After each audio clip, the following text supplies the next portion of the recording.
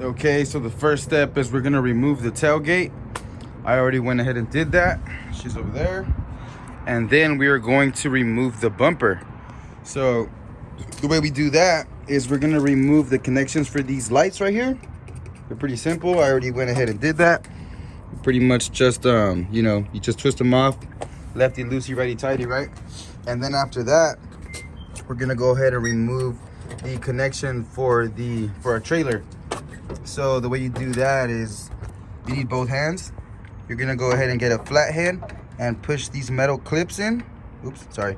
So one right here, and then it should pop out towards you. Okay, so after that, we're gonna go ahead and push this little clip in and pull it out at the same time. I need both of my hands, so after that, we just go ahead and push it to the back. After you remove this light, that light, and the tow hitch connection, we're gonna go ahead and remove these two bolts right here on this side. These pretty much hold it onto the frame of the truck, and then there's two more on that side as well. Okay, so we got these two out. Guys, please make sure that you wear eye protection. I literally just spent like the last 20 minutes washing out my eyes because there was so much dirt down here. Okay, so now we have 4 of these, and it was a size 15. So after that, we're gonna go ahead and remove the license plate and the 2 bolts that are behind there, and that should be it. Okay, so these are the last 2, 15 millimeter as well. Bang. Hopefully it won't fall.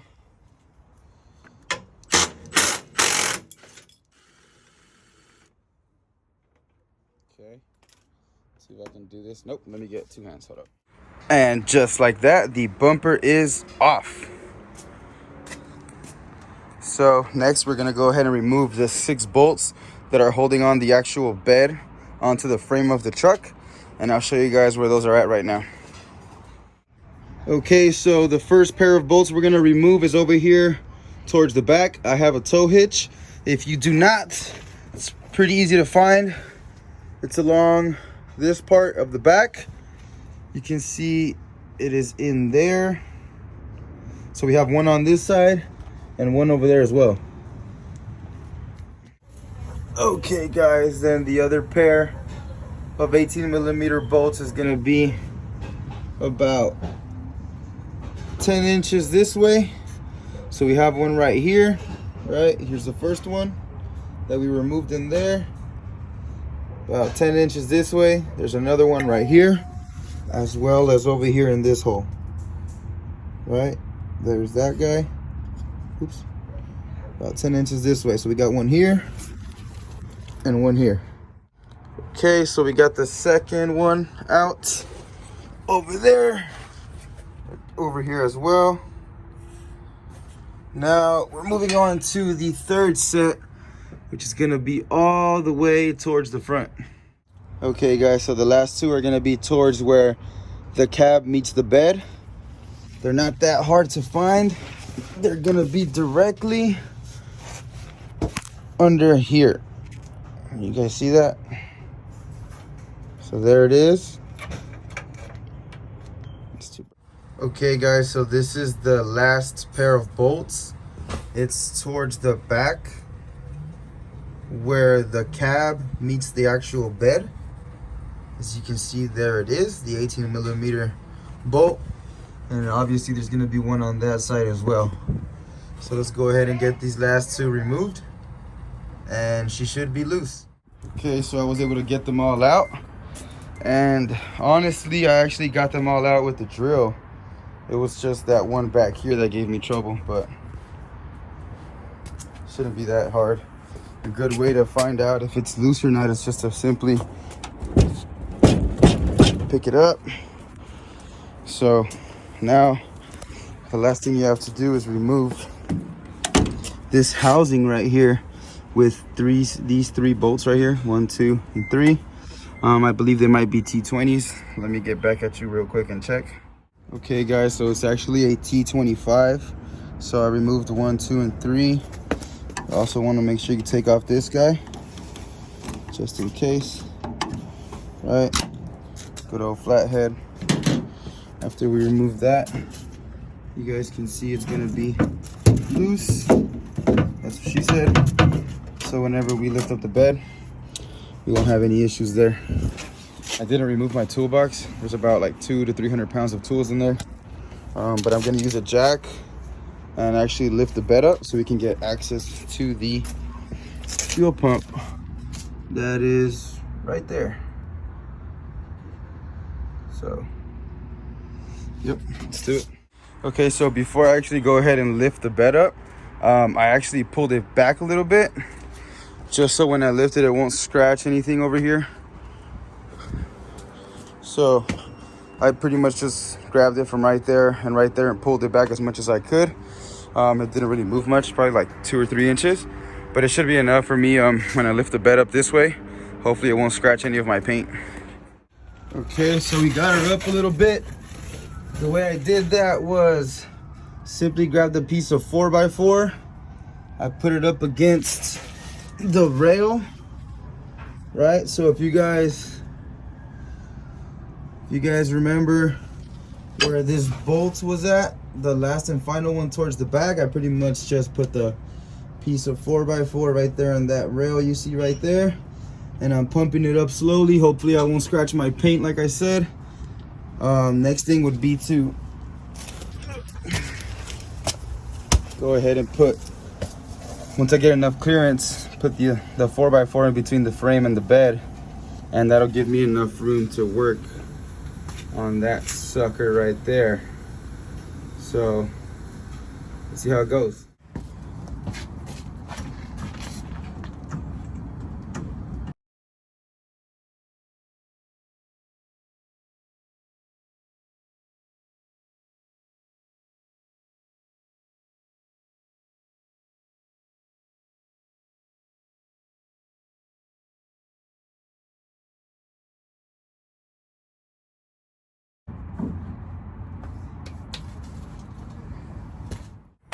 All right guys, now that I have this block here, that one over there isn't really doing much. As you can see, there's about a 1.5 inch gap on top. This is the guy doing pretty much all the work, but I feel a lot safer knowing that guy's there. I think that should be enough space for me to get that thing out. So what I'm gonna go ahead and do is actually take off this guy and move it to the side, just to give me a little bit of more room, because I don't think I'm gonna be able to do anything through here. Okay, so I'm gonna go ahead and take this guy off. The 10mm socket. Okay, now we can move this guy out of the way.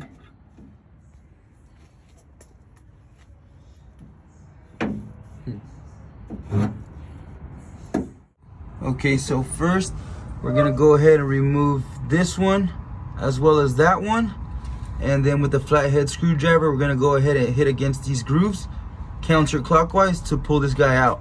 Also, you want to make sure that no dirt falls inside of your tank.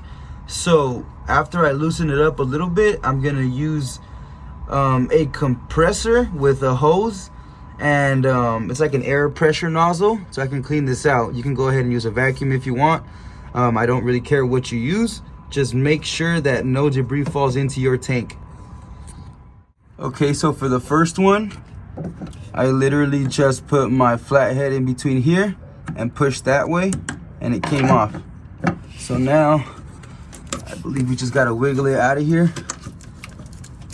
Yes sir.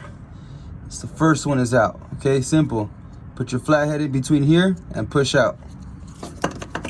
This second one, you want to make sure not to break this little clip right here. It looks a little cheap. I don't think it'll come off without removing this, so give me 1 second.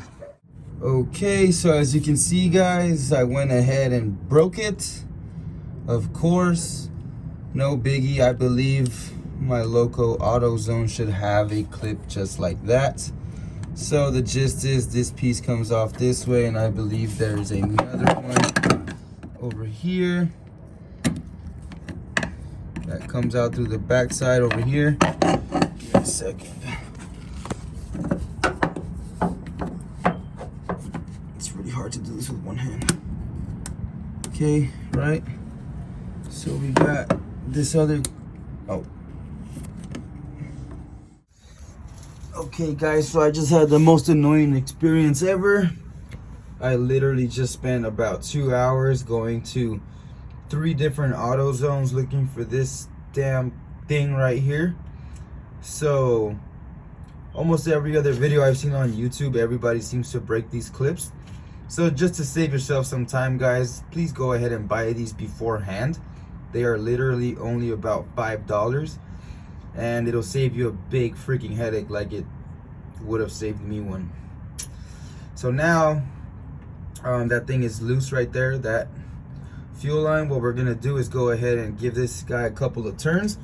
We're gonna put the flathead up against this hole right here, and or you can put it against this one, right? And we're gonna hit it counterclockwise. Remember guys, lefty loosey, righty tighty. So we're gonna hit it this way, and then we're gonna blow this off to make sure no debris falls inside, and I'll show you guys what that looks like right now. Okay guys, pretty much got that thing loosened up. We're gonna go ahead and clean it with some pressure now.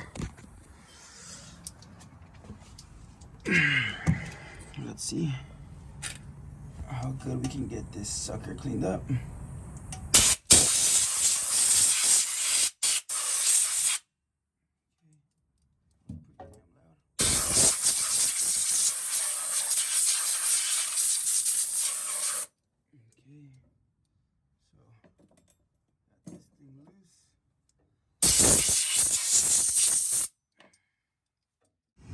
Okay, so we got the ring out. Here it is. Put that to the side.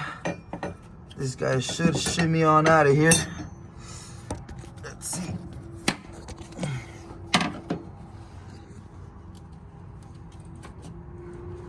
So we already went ahead and blew it before and after. You don't want any debris going in there, guys. Now we're gonna take this out. I'm gonna need both of my hands, and we're gonna go ahead and put in the new one.